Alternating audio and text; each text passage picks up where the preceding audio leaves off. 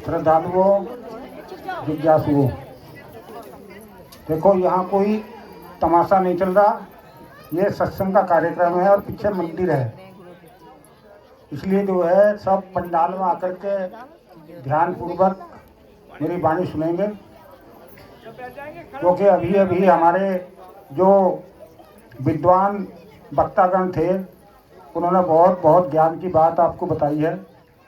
अगर थोड़ी बहुत भी गैरत होगी तो जरूर बुद्धि में कुछ डाल लोगे, और नहीं है तो फिर वही कीड़े मकोड़े की योनि है, 84 लाख योनि, उसी में भटकना पड़ेगा। कितनी कितनी ज्ञान की बात बताई है, उसे अपने अंदर धारण करो। ये नहीं है कि खाली हम यहाँ पे खाने पीने के लिए आए होंगे, ऐसा कोई हमारी वो नहीं है। हमारा काम केवल प्रवचन देने का और आपकी सेवा करना हमारा उद्देश्य है। हमारा वो उद्देश्य नहीं है कि भीख मांगने का, कि यहाँ कटोरा रख देंगे या महापुरुष बन के बैठ जाएंगे, वहाँ पैसे चढ़ाओगे और अपनी लंका बनावेंगे। हमारा वो कोई चक्कर नहीं है, समझ गए। धर्म कहता है देने के लिए, धर्म कभी लेता नहीं है किसी से, वो देता ही है। अभी ये भी सब लोग गुरु की बड़ी महिमा सुना रहे थे कि गुरु रे ब्रह्मा, गुरु रे विष्णु, गुरु रे देवो महेश्वरा, गुरु रे साक्षात पार ब्रह्म परमात्मा। गुरु की कितनी महिमा बताई गई है। हर जगह बताया गया कि गुरु सबसे बड़ा गुरु है धरती पे। ये सब मानते हैं, सब कुछ गुरु के लिए अर्पण कर रहे हैं सब लोग, लेकिन कभी एक बार ये नहीं सोचा कि भाई वो गुरु है भी या नहीं है, या खाली VIP भिखारी बना हुआ। एक तो भिखारी चौराहे पे बैठ कर कटोरा रख के भीख मांगता, वो तो एक साधारण भिखारी है। एक बड़ी सी लंका बना लेगा, उसमें जाकर बैठ जाएगा, या अपने एजेंट छोड़ देगा, उनको कमीशन दे देंगे, इतना कमीशन तेरा इतना मेरा, और ये तुम्हारे घर में सुख आ जाएगी, समृद्धि आ जाएगी, शांति आ जाएगी, रसीद बनवा लो, कितने मकान है, कितनी दुकान है, कितने बच्चे हैं, तुम्हारी सुख शांति की रसीद बन रही है। सुख शांति भी पैसों से मिलेगी, ये भी कोई खरीदी जाती। आज ये भी चल रहा।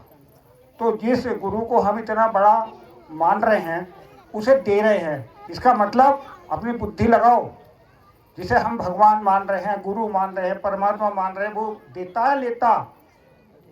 लेने वाला बड़ा होता, देने वाला हमेशा बड़ा होता। तो बड़े कौन हुए? तुम हुए। लेकिन लोगों ने आज सत्संग के नाम पे व्यापार कर रखे हैं। व्यापार,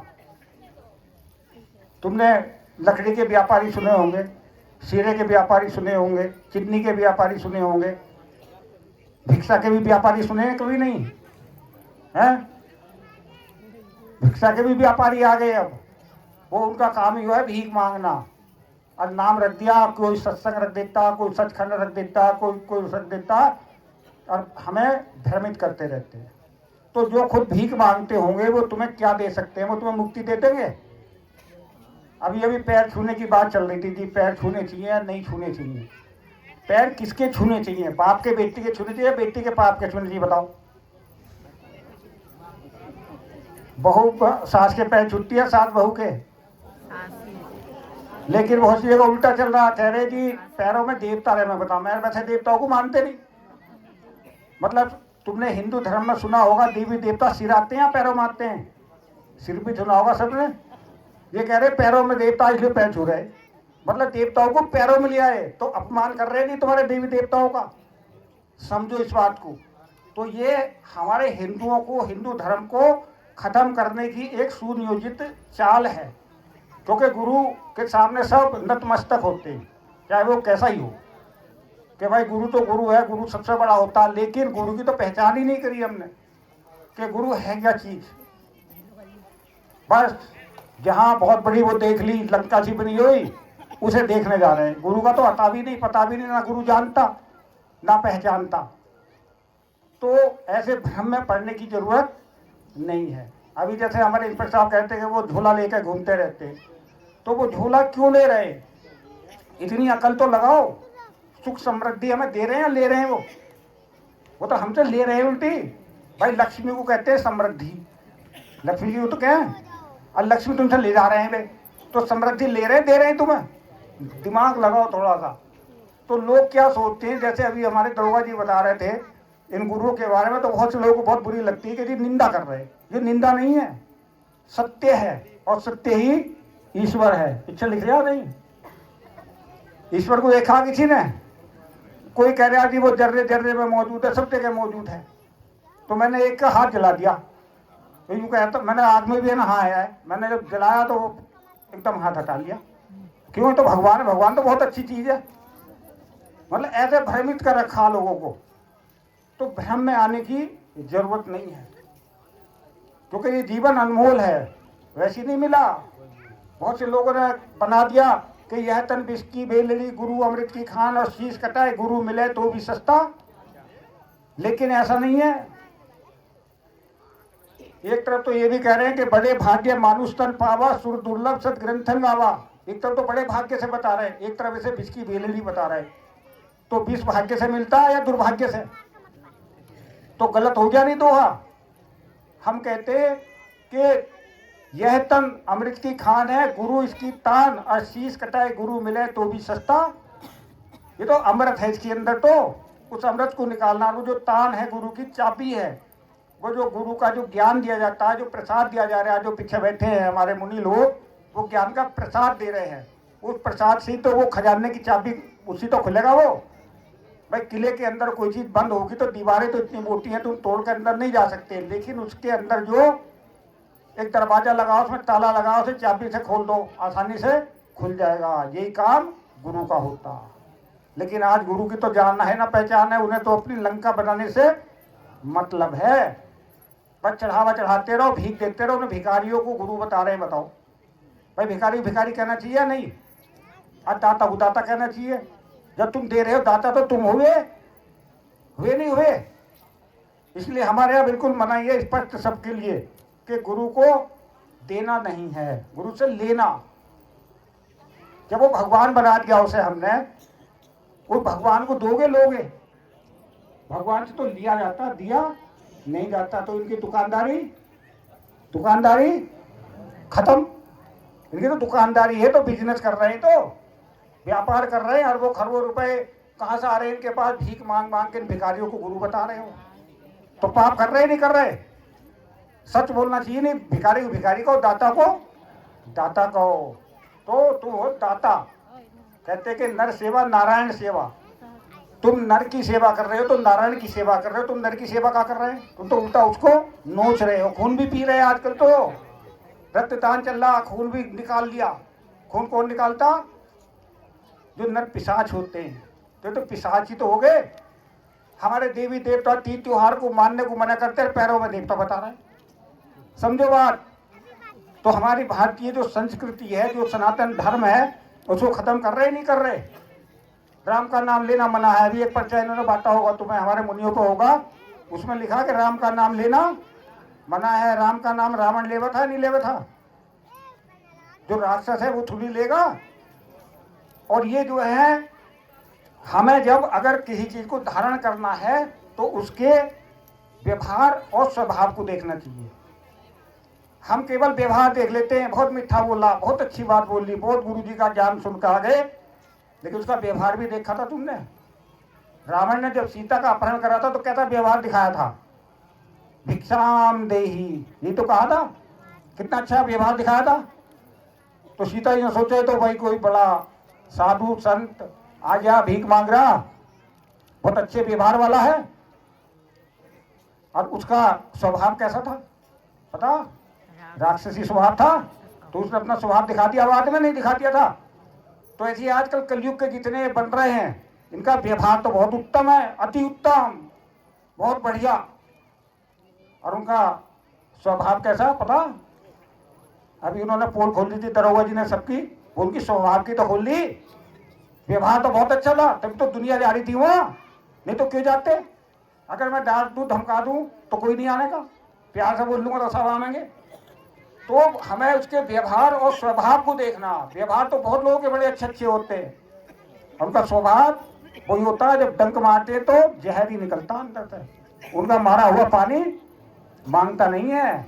मेरे पास ऐसे बहुत सारे दूसरे गुरुओं के शिष्य आते हैं जो मारे हुए भाग के, जब बेचारे वहां काम करने लायक नहीं रहे, अब मेरी शरण में आ रहे हैं। अभी मेरे गांव में प्रोग्राम था पिछले महीने, तो वो एक गुरु के चेले थे, मैं नाम किसी का नहीं ले रहा, समझ लेना इशारे से। कि गुरुजी हमारे यहाँ बीमार है, जरा से देख लो। मैंने कहा भाई तुम जिसके 20 साल 50 साल से चेल रहे हो, जिसको तुम पैसे भीख दो थे, उसे फोन करो ना। अजी वे तो बात ही नहीं करते। तो मैंने कहा गुरु कैसे हो गए जो तुमसे वो बात नहीं करते, तुम्हें जानते नहीं पहचानते नहीं, तो गुरु कैसे हो गए तुम्हारे वे? अजी भाई तुम ही हो हमारे, तो तुम ही देख लो। अजी वे बातें नहीं करते। और मैंने कहा जब वहाँ घास खोदते थे तब बात कर रहे थे वे। जैसे हमारी ये प्रिंसिपल साहब कह रहे थे कि वो गोबर लीप रही थी वहाँ, 4 घंटे तक गोबर लीप पर घर जाके फिर मैं तो थक गई, रोटी कहाँ से बना के दूंगी। तो जब ये थक जाते तब हमारे पास आते। ऑल इंडिया हॉस्पिटल में तभी जावे आदमी जब छोटे मोटों से थक ले। तो उन्होंने अपने में छोड़ रखे छोटे छोटे भिखमंगों के केंद्र खोल लगे, भीख मांगने के कटोरे रख रखे हैं। और बहुत से तो ऐसे कटोरे रख रखे पता भी नहीं चलता कि 1 रुपया रोज चढ़ाओ, 1 रुपया रोज और 1 लाख चल जाओ तो 1 लाख रुपए रोज हो गए और वहां पहुंचा दो। बन गया जी उनका तो किला, बन गया किला। आजकल तो यूट्यूब पे देखो, बोल दो, सब चीज निकल कर आ जाती है कि क्या चल रहा है आजकल। तो हमारा काम क्या है? तुम्हें सही मार्ग बताना। हिंदू एक ऐसा इंसान है धरती का जिसे अपने धर्म पे विश्वास नहीं है। मुसलमान है अपने धर्म पे पक्का रहता, ईसाई अपने धर्म पे पक्का रहता, यहूदी अपने धर्म पे पक्का रहता, जैनी अपने धर्म पे पक्का रहता, बुद्ध अपने धर्म पे पक्के रहते नहीं। और तुम अजी चलो वहां पे पानी पिलाया जा रहा है, वहीं भाग लेंगे। कह देंगे तुम्हारे देवी देवता में कोई ताकत नहीं है, हमारे गुरु में ताकत है, वहीं भाग लेंगे। तो सबसे ज्यादा गद्दार कौन है? ये हिंदू तो है। अपने धर्म के प्रति जो वफादारी नहीं कर रहा तो उसे भगवान माफ कर देगा? धर्म से गद्दारी कर रहे हैं बताओ, तो वो धर्मराज नहीं बख्शने का। गद्दार की क्या सजा होती? देश के प्रति जो गद्दारी करता है तो क्या सजा हो बताओ? गद्दार की तो सबसे बड़ी वो होती है सजा। तो जो धर्म के साथ गद्दारी करेगा तो उसकी क्या होगा? समझ लो बस क्या होगा। वो उनकी दुर्गति कितनी होगी, भयंकर दुर्गति होगी। इसलिए कभी भी अपना धर्म जिसका जो है उसमें मजबूती के साथ रहना चाहिए। और तुम्हारा धर्म क्या है बताओ? क्या धर्म है तुम्हारा? कौन सा धर्म है? एक से मैंने पूछा जी तुम्हारा कौन सा धर्म है? अजी संतों का कोई धर्म थोड़ी हो, तो भी तो अधर्मी होते होंगे फिर तो। जब धर्म ही नहीं तो अधर्मी तो हुए भाई। संत तो ईसाइयों में ही पैदा हुए, संत मुस्लिमों में पैदा हुए, संत सिद्धों में सिखों में ही पैदा हुए, संत तो सब जगह हुए। तो वो कहते तो हैं कि हाँ हम ईसाई धर्म के संत हैं, हम मुस्लिम धर्म के संत हैं, लेकिन ये वाले कौन से आए? नु कह रहे जी हमारा तो कोई धर्म ही नहीं। समझो बात तो कोई इनकी। इनका काम तो ये है बस कटोरा रखो और अपना कमीशन एजेंट बैठा दो कि आज कितने रुपए आए, आज आए 1000 रुपये, 30% कमीशन, 300 रुपये हो गए फ्री में। अयो पता नहीं वो भीख मांग रहे, तुम्हें इसका फल भी मिलेगा भिखारी हो। भीख मांगना पाप है पुण्य है बताओ? क्या वो किसी भी रूप में मांग रहा हो, भीख तो भीख ही है। जब ये भीख बंद होगी तब इनका पाखंड खत्म हो जाएगा। उसी दिन इन्हें भीख देनी बंद कर दो। अगर किसी का सत्संग हो जाएगा, काहे के लिए कर रहे हैं? दूसरे दिन तीसरे दिन चौथे दिन क्यों कर रहे हैं? रोज मिले भीख मिले, कटोरा डालते रहो। चौराहे पे भिखारी बैठा रहे, रोज बैठा हो उसे तो लाभ कमा के थोड़े बहुत। लेकिन बेचारा वो कह तो रहा मैं भिखारी हूँ, ये तो कहते ही नहीं भिखारी हूँ मैं। ये तो कहते हम तो बड़े वाले में हैं, क्या क्या नाम दे रखे वो तुम समझ जाओ कौन कौन से नाम है। मैं अपनी जवान गंदी नहीं करनी चाह रहा, नाम तो इतने बढ़िया बढ़िया लिखते रहेंगे हैं, और अपने आप को यूँ नहीं कहने कि हम वीआईपी भिखारी हैं। तो हम कितने मूर्ख और अज्ञानी हैं। उसी का ज्ञान का पर्दा तो हम हटा रहे हैं, क्योंकि जीवन जिसे कह रहे हैं अनमोल है, बड़ा अनमोल रतन है। अनमोल रतन को कहाँ डाल ले, वैसे ही बर्बाद कर रहे हो। तो जो जब अंत समय आएगा, बहुत से तो कह रहे हैं कि हमारा गुरु जो है विमान से लेकर आओगा हमें। गुरु तो जानता भी नहीं विमान से कहाँ से लेना था तुम है। गुरु तो खुद ही जेल में चक्की पीस रहे, आप विमान कहाँ से ले आवेगा वो? गुरु तो खुद ही अस्पताल में मर रहे, एक्सीडेंट में मर रहे, वो कहाँ से ले आवेगा तुम्हें? जब वो खुद अपनी रक्षा सुरक्षा व्यवस्था नहीं कर सकता, तुम्हारी कहाँ से कर देगा? जितने भी हमारे संत महापुरुष आए, कोई उनके साथ अप्रिय घटना घटी, वे तो खुद रक्षा करें दूसरों की भी, और इनकी रक्षा कर रहे हैं तुम खुद। इनके साथ कमांडो चल रहे हैं आगे पीछे, तुम्हें कहेंगे डर है भाई? इसका मतलब तुम्हें कोई ज्ञान नहीं है, ब्रह्म का कोई ज्ञान नहीं है। खाली कह रहे हैं कि हाँ जी हमें परमात्मा दिखा दिया, भगवान दिखा दिया, भगवान मिल गया, ने कोई चीज नहीं मिली। ये सब झूठ है, और झूठ बोलना महापाप है। इसलिए कहते हैं कि सांच बराबर तप नहीं, झूठ बराबर पाप, जाके हृदय सांच है ताके हृदय आप। भगवान कहाँ विराजमान है, कहाँ प्रकट होता है वो, तुमने जिस रूप में उसको भजा उसी रूप में प्रकट हुआ। इसलिए हमारे यहाँ देवी देवताओं के पूजने की व्यवस्था करी गई। ऐसा नहीं है कि हम राम को ही मान रहे तो तुम क्यों नहीं मान रही थी, हम कृष्ण को मान रहे तो तुम क्यों नहीं मान रही थी। वो कहते हैं कि मतलब भाव, तुम जो सा भाव लेकर आ रहे हो मैं उसी रूप में तुम्हारे सामने आऊँगा। कोई ये सोचता कि वो निराकार है। एक बात बताओ, अगर तुम निराकार होते तो हम तुमसे बात कर लेते क्या? निराकार नहीं, वो साकार है। निराकार से तो तुम ना तो बात कर सकते, जब बात नहीं करने की कोई आकृति नहीं होगी तो तुम्हारा उसके प्रति अनुराग या बैराग भी नहीं हो सकता। इसलिए भगवान साकार में ही आते हैं। हमारे जितने भी आए अवतारी शक्ति आई है तो वे सब साकार रूप में ही आती है। हम आ सकते हैं, किस चीज में आ सकते हैं? नाम तो रख दिया सत्संग भवन, लेकिन सत्संग भवन नहीं है, वो है भिक्षा भवन। वहाँ क्या काम हो रहा? अगर यहाँ अगर खेत में हम खेत कर रहे हैं तो हम किसानी तो कहलाएंगे, तो हम कौन सा काम कर रहे हैं उसी से ही तो हमारा संबोधन होगा। तो वहाँ क्या काम हो रहा? भीख मांगने का काम तो हो रहा। भाई एक मदारी आता है, मदारी डुगडुगी बजाता है, वो क्यों बजा रहा? क्योंकि उसे अपनी रोजी रोटी चलानी। वो बता देता है कि मेरा तो रोजगार है। वो झूठ नहीं बोल रहा हो तो सच बोल रहा है बेचारा। लेकिन ये जो बन रहे हैं आजकल भगवान दिखाने वाले या मुक्ति कराने वाले या सच का या सत्य लोग पहुंचाने वाले, ये तो महा झूठ बोल रहे हैं कि जी हमारी शरण में आओगे तुम्हारा सबका कल्याण होगा। किसी का कल्याण हो या ना हो, इनका जरूर होगा।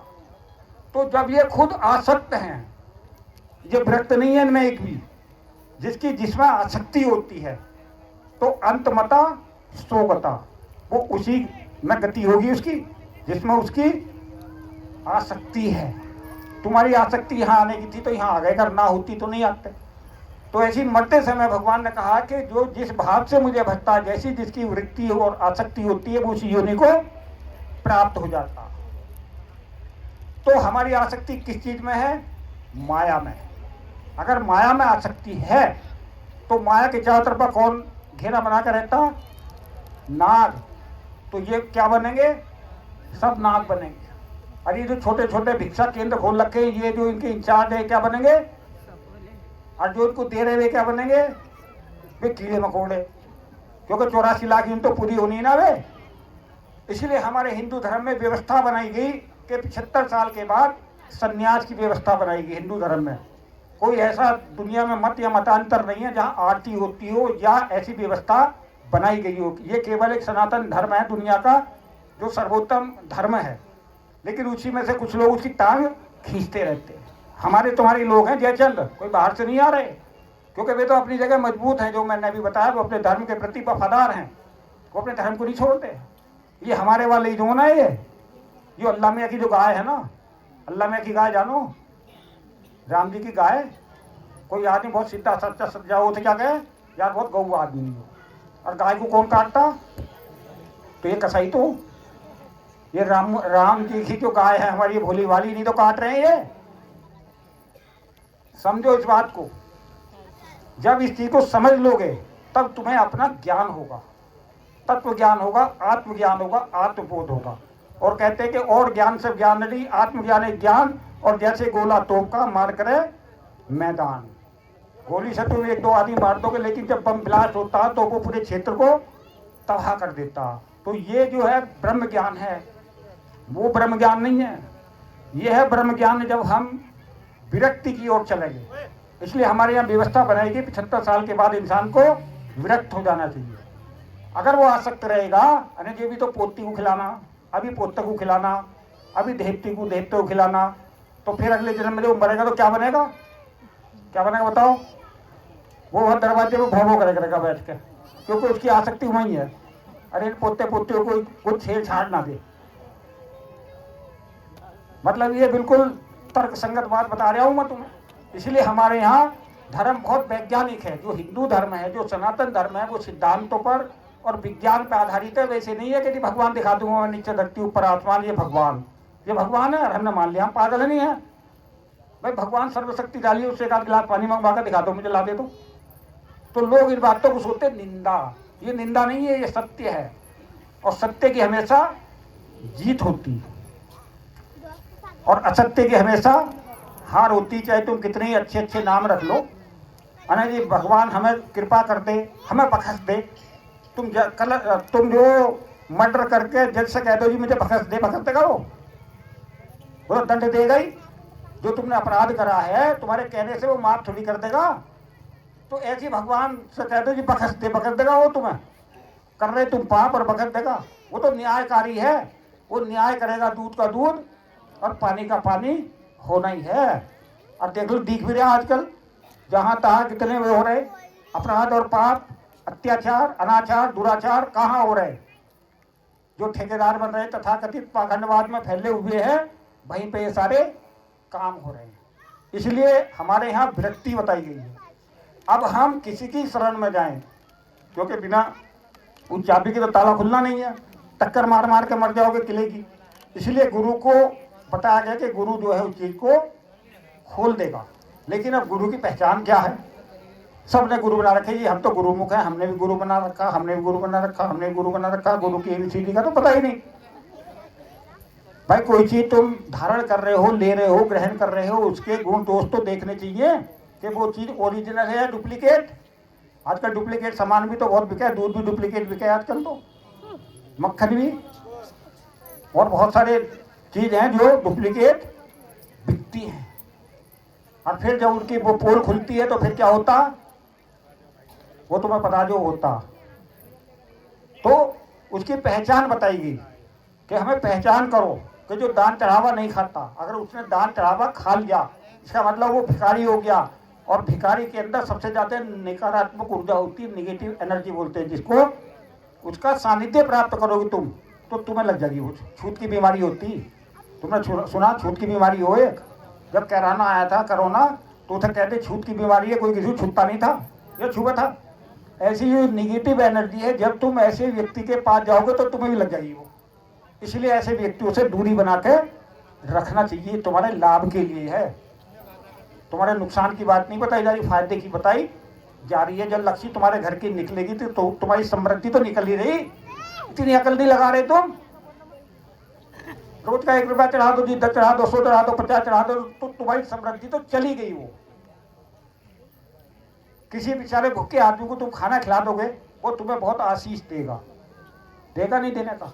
तुम किसी को 20,000 रुपए दे दोगे और वो उसमें उड़ा देगा अपनी IRC में या उल्टे सीधे कामों में, वो दुआ देगा, बदुआ देगा तुम्हें।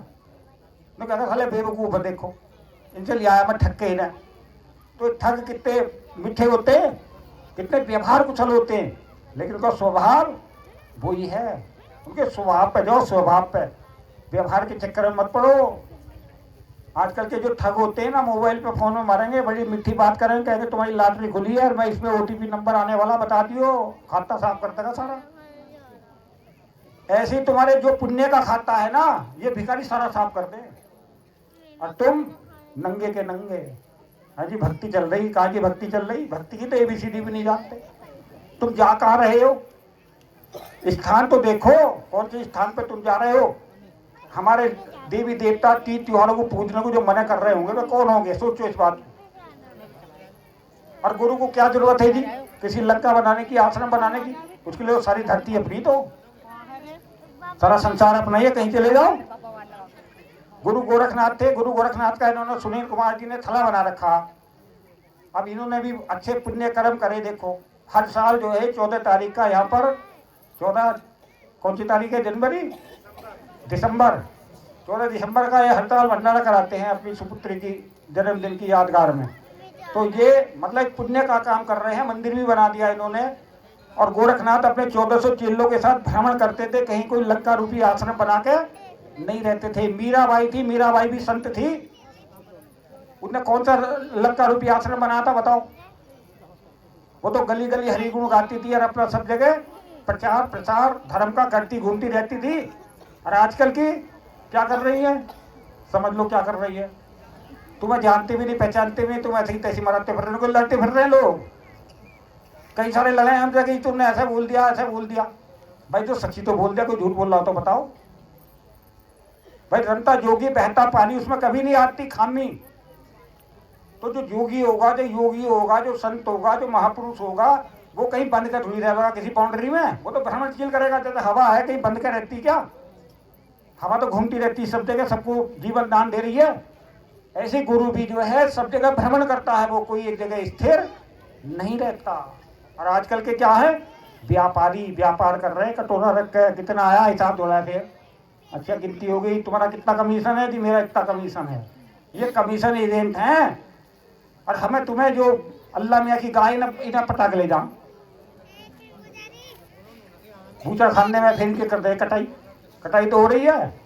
अभी एक हमारे पास एक पर्चा ले रखा था किसी ने, उसमें एक आश्रम में 100 डेड बॉडी निकली एक कुएं में से। तो अंग निकाल लिए होंगे उनके अंदर के, किडनी निकाल ली होगी, और तुम्हारे और क्या निकाल लिया होगा, पैनक्रियाज निकाल लिया होगा, और भी जो इसके यंत्र हैं अंदर के निकाल के बेचते होंगे। करोड़ रुपए बिके एक आदमी। और भी लाश निकली उसमें से, गुरुओं के उसमें से आश्रम में निकल रही, बताओ। तो हम उन्हें लंका तो कह रहे हैं उन्हें, समझो इन बातों को। तुम अगर सच्चे अपने धर्म पर चलने वाले होंगे तो अपनों को भी समझाओ। ये भी बहुत धर्म का काम है। भगवान ने कहा था कि यदा यदा ही धर्मस्य ग्लानिर्भवति भारत है अभ्युत्थानम अधर्मस्य तदात्मानं सृजाम्यहम्, और धर्म संस्थापनार्थाय संभवामि युगे युगे। जब धर्म के नाम पर पाखंडवाद फैलता है तो वो परमात्मा हमारे तुम्हारे अंदर ही वो प्रेरणा पैदा कर देता, कहीं बाहर से नहीं आता, तुम्हारे हमारे अंदर ही वो उस चीज को प्रकट करता कि भाई धर्म का काम करोगे तो धर्मराज तुम्हारी सहायता करेगा। और जब तुम धर्म का काम नहीं करने के, धर्म के नाम पर अधर्म का काम करोगे तो यमराज तुम्हें पकड़ के ले जाएगा। तुमने गरुड़ पुराण पढ़ी किसी ने, उसमें हर कर्म का फल लिखा हुआ है कि तुम कौन सा कर्म करोगे तो कौन सा फल मिलेगा, कौन से नरक में जाओगे। नरक सुरक जो है ना, ये जो दुख सुख है ये भी भुगतने पड़ते हैं। इसलिए इंसान को अपने कर्मों का फल भोगना पड़ता। लेकिन भगवान ने कहा कि जब तू मुझे समर्पित करके कर्म करेगा तो तुझे कर्मों का फल भी भोगना नहीं पड़ने का। देखो एक यो भी व्यवस्था बनाई गई, जैसे लाला जी का खाता हो, उसे आग में जला दो तो हिसाब किताब सब खत्म। ये वही ज्ञान है जो हमारे हिसाब किताब को दग्ध कर देगा। जो कर्माशय है, जिसके अंदर सारा हिसाब किताब लिखा हुआ है, उसको जला के भस्म कर देता। ये वो ज्ञान है जो ज्ञान का प्रसाद या ज्ञान का पर्चा दिया जाता है, वो इसीलिए दिया जाता है ताकि उसको वो डिलीट कर दे। एक ऐसा ऑप्शन भी आता है उसमें, कंप्यूटर में डिलीट का ऑप्शन, मोबाइल में भी आता, डिलीट का रहता, पूरी पूरी फाइल डिलीट दबाओ, सब खत्म हो गई, नहीं हो गई। ऐसे ही ये जो ज्ञान मार्ग है, ये भी उस कर्म को डिलीट करने का ही काम करता। कितना सरल और सुगम मार्ग है, इसीलिए गुरु बनाया जाता, नहीं तो गुरु की कोई जरूरत नहीं है। लेकिन गुरु को हम जानते नहीं, हम तो बस सिक्कों में तोड़ रहे हैं। जैसे दरोगा जी बता रहे थे, वहाँ जो है तुलादान चल रहा है जी, एक तरफ गुरु बैठा है, एक तरफ सिक्के तुल रहे हैं। ये कौन से गुरु है? तो ये लोगों ने नए नए तरीके निकाले भीख मांगने के। जो चारवाक थे हमारे, तो वेद शास्त्र चलता है, वेदों का ज्ञान है, एक चारवाकों का ज्ञान भी है। चारवाक कहते हैं कि खाओ पियो मौज लो, कुछ नहीं रखा, बस बुद्धि के बल पे घुमाते रहो, उनको बुद्धि को घुमाते रहो। तो ये चारवाक दर्शन के लोग हैं जो हमारे धर्म को छुड़वा रहे हैं। समझ लो इस बात को अभी, क्योंकि अंत जरूर आना सबका, और सबका हिसाब भी होना। तो भाई दो रास्ते हैं, दोनों रास्तों पर बैठे हैं, यम के दूत बैठे हैं, एक पर देवदूत बैठे हैं। तो अब तुम्हें कौन सा पकड़ेगा, अब ये तो तुम्हें देखना। हमारा काम तो खाली समझाने का, बताने का है, प्रवचन करने का है। हमारा उद्देश्य ये नहीं है कि हम लंका की स्थापना करेंगे। हमें कोई लंका नहीं बनानी कि तुम सोचो हमने तो अपनी लंका छोड़ रखी है। धर्म की स्थापना करना, वो अभी मैंने गीता का श्लोक सुनाया था कि धर्म की स्थापना करने का उद्देश्य होता है। और जब हम धर्म की स्थापना करते हैं तो धर्मराज हमारे साथ चलता। अगर कोई अनहोनी भी होगी नहीं, वो भी टल जाती नहीं। और आजकल तो गुरुओं के साथ ही अनहोनी हो रही नहीं हो रही। तो काहे के गुरु है, इनके लोग वकालत कर रहे हैं। सब यूं कहे कि जी इनके सत्संग में निंदा होती है। अरे निंदा नहीं होती, सच्ची बात बताई जाती। ये कड़वी दवाई है, बहुत फायदा करती। जो मीठा जहर नहीं देते हम कि अंदर तक खत्म कर दे। जो कड़वी दवाई है जो अंदर से स्वस्थ कर देती। तो अभी हमारे सुनील जी कह रहे थे कि बच्चे जो है परेशान हो रहे हैं, इन्हें भूख प्यास लग रही है, तो इन्हें खाने पीने की इन्होंने अच्छी व्यवस्था कर रखी है। तो पहले मातृशक्ति के लिए प्रसाद का वितरण होगा और उसके बाद पुरुष वर्ग के लिए होगा। और जिनको दुआ करानी है, जो दुखी बीमार परेशान है, निस्वार्थ भाव से हमारे यहाँ पुरुष वर्ग की सेवा तो ये करते हैं। हमारे परमहंस मुनि जी महाराज ने बहुत लोगों को दुआ करके ठीक कर चुके हैं। एक बुक मुनि महिला मुनि खड़ी उधर हमारी वे ओलट में दिखाई नहीं दे रही, देख लियो। ये जो है महिलाओं के लिए दुआ करती है। जो भी दुखी बीमार परेशान होगा, जिसके पास ज्ञान का पर्चा होगा, क्योंकि कंप्यूटर का पर्चा जरूर है तभी दवाई लिखी जाएगी, ऐसे दवाई ना लिखी जाएगा। कभी सोचो कि वैसे ही चल दो जी। तो ये पर्चा बना रहे अंदर बैठ के, इनसे पर्चा लेके तुम दुआ करवा सकते हो। और 18 तारीख का प्रोग्राम हमारा रहेगा नवाद्य में। अभी 20 तारीख का जो बता रहे हैं, हमसे तो ये बताया था कि छोटा सा प्रोग्राम है, ये बता रहे बड़ा बताने लगे। मुजफ्फरपुर दिल्ली में वो तो छोटा सा बता रहे थे पहले, तो अब कहा था बड़ा बन गया। कोई और हिसाब बना होगा उनका। अच्छा, तो जिन्हें ज्ञान का वो लेना है प्रसाद, वो हम अंदर बैठ के देंगे। जिनको लेना वो ले सकता है, जिन्हें खाने का प्रसाद लेना वो यही बैठे रहना। धन्यवाद।